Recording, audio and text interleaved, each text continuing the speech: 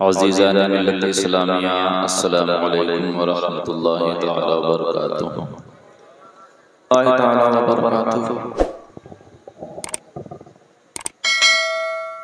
नहमदुहु व नुसल्ली व नुसल्लिमु अला रसूलिहिल करीम।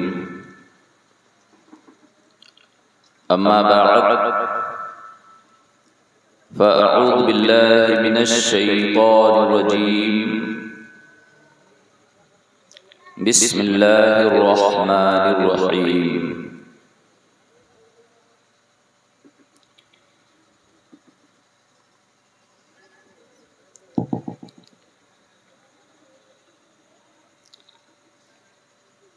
अला इन्ना औलिया अल्लाहि ला खौफुन अलैहिम व ला हुम यहज़नून।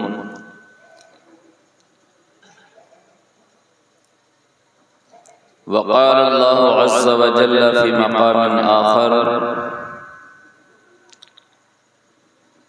क़ू अनफुसकुम व अहलीकुम नारा। सदक़ल्लाहुल अज़ीम व सदक़ रसूलुहुन नबियुल अमीनुल करीम व नहनु अला ज़ालिका लमिनश शाहिदीन व शाकिरीन वल्हम्दुलिल्लाहि रब्बिल आलमीन। मोहतरम हज़रात, आइए हम और सब बड़ी अक़ीदत व मोहब्बत के साथ अपने प्यारे आका व मौला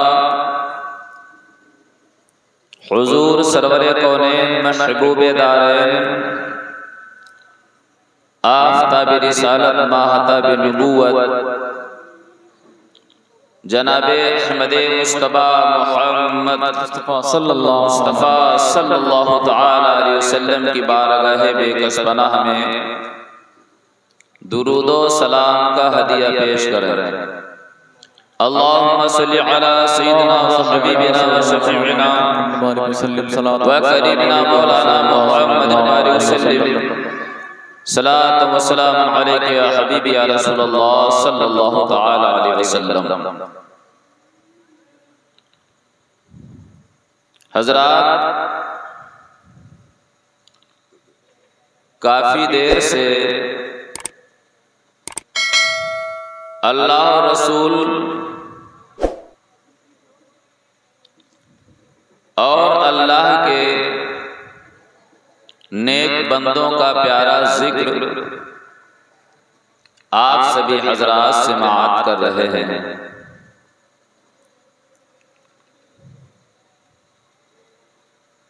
हमारे आका मौला हुजूर सरवरे कौनैन सल्लल्लाहु तआला अलैहि वसल्लम ने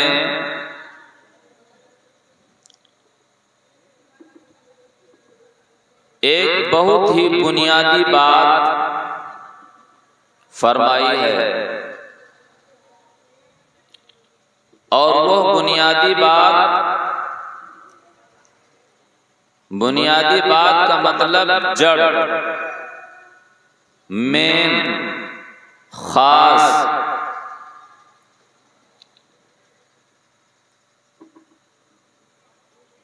बात इरशाद फरमाई है जिसे मुहद्दिसीन किराम ने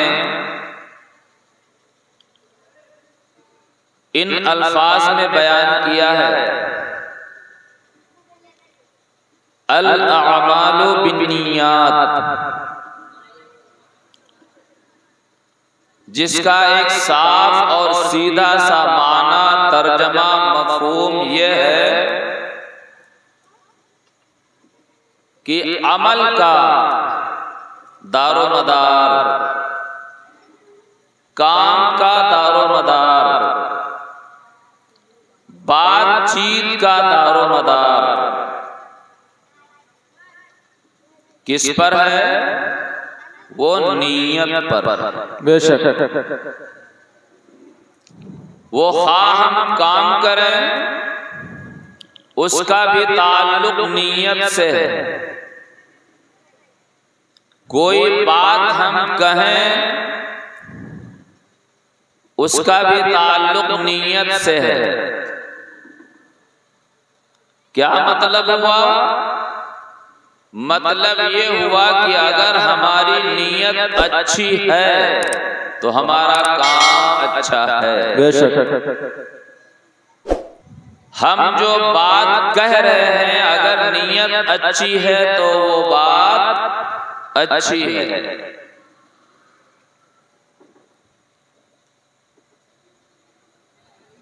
तो कोई भी काम हो हमारा, कोई भी बात हो हमारी, हमारे आका मौला सल्लल्लाहु तआला अलैहि वसल्लम जिनके सदक़े में ये सारी कायनात बनी, जिनके वसीले से हम और आप सब कुछ जाहिर हुए और जिनके सबब से क़यामत के दिन मुसलमानों की नजात होगी, वो प्यारे आका मौला सल्लल्लाहु तआला अलैहि वसल्लम इरशाद फरमाते हैं ये बात। बेशक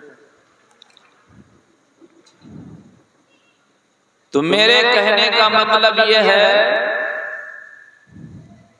कि अगर हम लोग यहाँ पर इकट्ठा हैं और नीयत हमारी बेहतर है तो इंशाअल्लाह इसका अंजाम भी बेहतर होगा। और अगर नीयत बेहतर नहीं है तो फिर आगे मैं कहना कुछ नहीं चाहूंगा। अल्लाह ताला अपने फजलो करम से प्यारे आका मौला सल्लल्लाहु ताला अलैहि वसल्लम के सदक़े और तुफ़ैल में जितने भी यहाँ पर मोमिन मोमिनात मुस्लिमीन और मुस्लिमात इस प्यारे प्रोग्राम में शरीक हैं, अल्लाह ताला हम सब की नियतों को अच्छा फरमाए, आमीन। और उसी अच्छी नीयत के साथ अच्छी बातें भी सुनने और सुनने के साथ उन बातों के ऊपर हम सबको अमल की तौफीक अता फरमाए, आमीन। आप हजरात ने बहुत सुना है, हमारे उलमाए किराम बहुत कुछ सुनाते हैं और सुनाते रहेंगे इंशाअल्लाह। एक बहुत ही मशहूर हदीसे कुदसी है, फरमान मेरे रब का है और उसे नकल फरमाते हैं मेरे प्यारे नबी हजरत मोहम्मद मुस्तफा सल्लल्लाहु तआला अलैहि वसल्लम। क्या फरमाते हैं कि रब कायनात फरमाता है कि जब कोई बंदा, वो चाहे बंदी हो या बंदा, मर्द हो या औरत, कोई भी हो सकता है, नवाफिल के जरिए से मेरा कुर्ब हासिल कर लेता है। क्या करके? नवाफिल। नवाफिल का मतलब एक जायद चीज, असल से जायद चीज। इसे मैं और आसान कर दूं, नफा की चीज, नफा की चीज। जैसे मिसाल के तौर पर ज़ोहर में 12 रकात नमाजें हर कोई बताता है, 4 सुन्नत, 4 फर्ज, 2 सुन्नत, 2 नफल। सुन्नत पढ़ना जरूरी है, मुअक्कदा। फर्ज पढ़ना तो बहुत ही ज्यादा जरूरी है, छुटकारा बिल्कुल नहीं। इसके बाद 2 सुन्नत है, वो भी जरूरी है, मुअक्कदा। लेकिन आखिर में जो 2 रकात नमाज नफल है, अगर आपने उसे नहीं भी पढ़ा है तो कोई बहुत बड़े आप मुजरिम नहीं। क्यों? ये नफल है। लेकिन आदत नहीं बनानी चाहिए उसके छोड़ने की। बेशक ये तो हो गई वो नमाजें, वो रकातें जो एक वक्त में मुतअय्यन कर दी गई हैं। ये जो अल्लाह का कुर्ब पाने की बात कही गई है, वो इन सुन्नत, फर्ज और सुन्नत और नफल की बात नहीं है। वो क्या है? वो ये है कि जब लोग आराम कर रहे हैं, रात को सो रहे हैं, अल्लाह की याद में, अल्लाह के जिक्र के लिए कोई बंदा या बंदी नफल नमाज अल्लाह के लिए पढ़े। दिन में जब भी मौका पा जाए इन पांचों नमाजों के अलावा, तो वो नफल नमाजें पढ़े। तो क्या होगा इससे? इससे ये होगा कि वो बंदा अल्लाह के करीब हो जाएगा। क्या मतलब हुआ? मतलब इसका यह हुआ कि अल्लाह का कुर्ब पाने के लिए सिर्फ फर्ज की अदायगी काफी नहीं। अल्लाह का कुर्ब पाने के लिए सिर्फ सुन्नत की अदायगी काफी नहीं है।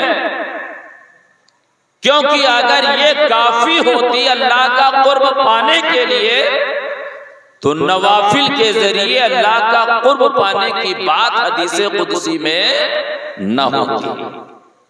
बेशक। और आगे बढ़िए, मैं इसे और थोड़ा आसान कर दूं।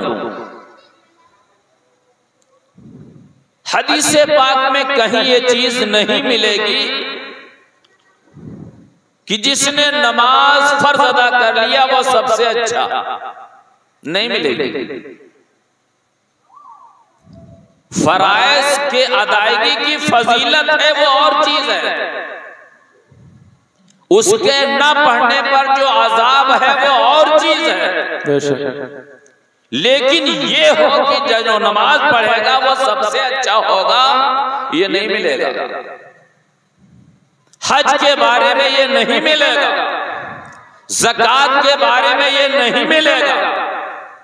लेकिन एक चीज क्या, बहुत सारी ऐसी चीजें हैं कि जिसके बारे में हदीसे पाक में हमारे आका मौला हुजूर सरवरे कौनैन सल्लल्लाहु तआला अलैहि वसल्लम ने इरशाद फरमाया है। उन प्यारे इरशादात के ऊपर हमारी नजरें नहीं जाती। वो क्या है?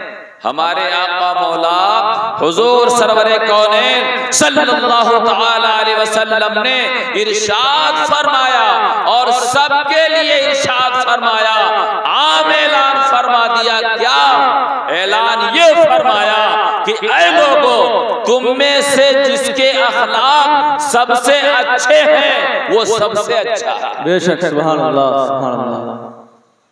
जिसके अखलाक अच्छे हैं वो सबसे अच्छा है। सोचिए, बज़ाहिर हमको बड़ी हल्की सी चीज मालूम पड़ती है, लेकिन इस हल्की चीज में भी बड़ा भारीपन है। ये बज़ाहिर हल्की चीज तो मालूम होती है, लेकिन मेरे आका मौला सल्लल्लाहु तआला अलैहि वसल्लम ने जो बात इरशाद फरमाई है, उस बात के ऊपर भी हमारा और आपका नजरिया, हमारी आपकी नजर और हमारा और आपका ख्याल क्या है और कितना है, इस पर हमें और आपको नजर करने की जरूरत है। और देखो, मेरे आका मौला हुजूर सरवरे कौनैन सल्लल्लाहु तआला अलैहि वसल्लम ने इरशाद फरमाया। क्या इरशाद फरमाया?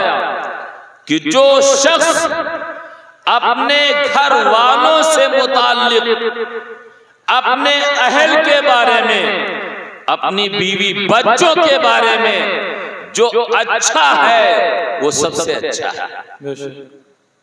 और फिर मेरे आका मौला सल्लल्लाहु ताला अलैहि वसल्लम ने ये बात कह करके और इरशाद फरमाया कि ऐ लोगों, मैं भी अपने अहल के साथ बहुत अच्छा हूं, मैं भी अपने अहल के साथ अपनी बीवी बच्चों के साथ बहुत अच्छा हूं। लिहाजा ऐ मोमिनो, तुम भी अपनी बीवी बच्चों के साथ अच्छे हो जाओ ताकि तुम भी सबसे अच्छे हो जाओ। मेरे सरकार गौसे आजम रज़ी अल्लाह ताला अन्हु के बारे में आपने बहुत कुछ सुना कि 40 साल तक आपने एक वजू से कौन सी नमाज अदा की? फजर। ईशा के वजू से, ईशा की नमाज से और फजर की नमाज अदा फरमाई। अल्लाहु अकबर, कितने बड़े कमाल की बात है। अरे ईशा फर्ज पढ़ लिया और फिर बाद में फर्ज तो बड़े दूर में आएंगे, कई घंटों के बाद आएंगे। तो फिर मेरे सरकारे गौसे आजम किस तरीके से वो रात आपने गुजारी? क्या बस ऐसे बैठे रहे? नहीं, अल्लाह की इबादत फरमाते रहे, नफल पढ़ते रहे, दीगर अस्कार करते रहे। तो ये जो फर्ज नमाजें अल्हम्दुलिल्लाह वो तो अपनी जगह पर फजीलत की चीजें हैं, जो नफल चीजें हैं या जो जिक्र अज़कार हैं इनकी भी इतनी ज्यादा फजीलत है कि अल्लाहु अकबर, जो भी बंदा इन्हें हासिल कर लेता है अल्लाह का कुर्ब से हासिल हो जाता है। लेकिन अब सोचने की बात यह है कि नवाफिल कौन पढ़ेगा? एक सवाल है, नवाफिल कौन पढ़ेगा? नवाफिल वो पढ़ेगा जो फर्ज पढ़ेगा। नवाफिल वो पढ़ेगा जो फर्ज पढ़ेगा। नवाफिल वो पढ़ेगा जो सुन्नतें पढ़ेगा। और जिसकी सुन्नत ही गोल हो जाए नवाफिल पढ़ेगा वो। जिसके फर्ज गोल हो जाए वो नवाफिल पढ़ेगा। और जब फर्ज गोल हो जाए और सुन्नत गोल हो जाए और ये फिर जब सुन्नत नहीं पढ़ेगा तो अब सोचो अल्लाह का कुर्ब कैसे हासिल होगा। तो मेरे सरकार गौसे आजम रज़ी अल्लाह ताला अन्हु की प्यारी सीरत और आपका प्यारा जिक्र हमें और आपको सिर्फ करामतों तक ही नहीं रहने देना चाहिए, बल्कि मेरे सरकार गौसे आजम रज़ी अल्लाह ताला अन्हु ने अपने अमल से क्या क्या करके दिखाया है उस चीज पर भी हमें नजर करने की जरूरत है। और एक चीज और बताऊं मैं आपको, रब्बे कायनात ने, जो मैंने अभी दूसरे हिस्से में एक आयत तैयबा पढ़ी है, क़ू अनफुसकुम व अहलीकुम नारा,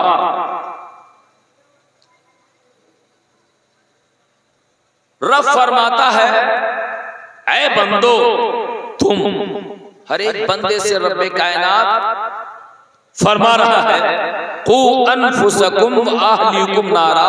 सबसे पहले बात आती है क़ू अनफुसकुम, अपने आप को बचाओ, अपने आप को बचाओ। घर वालों को नंबर 2 पे रखा है अल्लाह ने। क़ू अनफुसकुम व अहलीकुम नारा, अपने आप को पहले बचाओ और घर वालों को बाद में।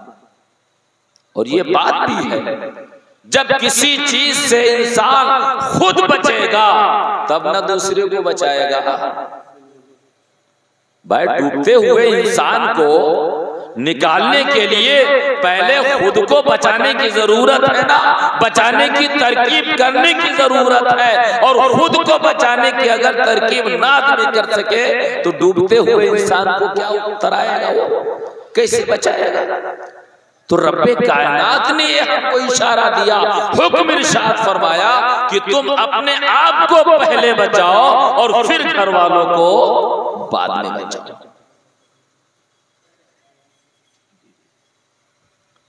तो अज़ीज़ान मिल्लत इस्लामिया, आज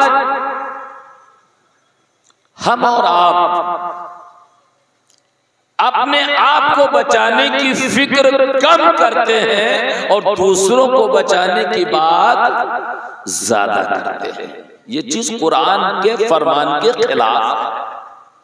पहले हमको अपने आप को बचाना है और जब हम अल्हम्दुलिल्लाह अपने आप को हमने बचा लिया तो फिर हमने उनको दूसरे को बचाना है। अपनी जात हमारी सबसे नंबर 1 पर है, हमारी जात सबसे पहले नंबर 1 पर है और बाद में है दूसरे का। अब वो दूसरा चाहे वो हमारी बीवी हो, चाहे वो हमारा बेटा हो, चाहे हमारा बाप हो, चाहे हमारी माँ हो, चाहे हमारा पड़ोसी हो, चाहे कोई और हो। आप कहेंगे ये कैसे कह दिया, तो मैंने कहा बेहम्दी ताला, अल्लाह रब्बुल इज्जत का शुक्र एहसान है, बगैर दलील के मैं कोई बात कहता ही नहीं। बिल्कुल, ये अल्लाह का शुक्र एहसान। जो भी बात मैं कहूंगा उसको मैं कहीं ना कहीं से उसको मैं साबित जरूर करके दिखाऊंगा। आइए मैं साबित कर दूं। रब्बे कायनात ने कुरान मुकद्दस में इरशाद फरमाया है, ये आयत करीमा मौजूद है कि जब बंदा दुआ करे तो पहले अपने लिए दुआ करे, पहले दुआ करे तो अपने लिए करे और दूसरे के लिए बाद में। अब दूसरा चाहे जो कोई हो, चाहे माँ हो, चाहे बाप हो, चाहे बेटा हो, चाहे बेटी हो। जैसे एक मिसाल, रब्बे कायनात ने कुरान मुकद्दस में इरशाद फरमाया, कुरान मुकद्दस की आयत तैयबा है, रब्बी ग़फ़िरली वले वालिदैया वले जमीअ वलिल मुमिनीना वल मुमिनात, ऐ मेरे रब मुझे बख्श दे। रब्बी ग़फ़िरली वले वालिदैया, यानी मेरी बख्शिश फरमा और फिर मेरे माँ बाप की। बात समझ में आई? माँ बाप का मकाम वो अपनी जगह पर है, उनका एहतराम होगा, उनकी आज़मत होगी, सब कुछ होगा, खिदमत होगी।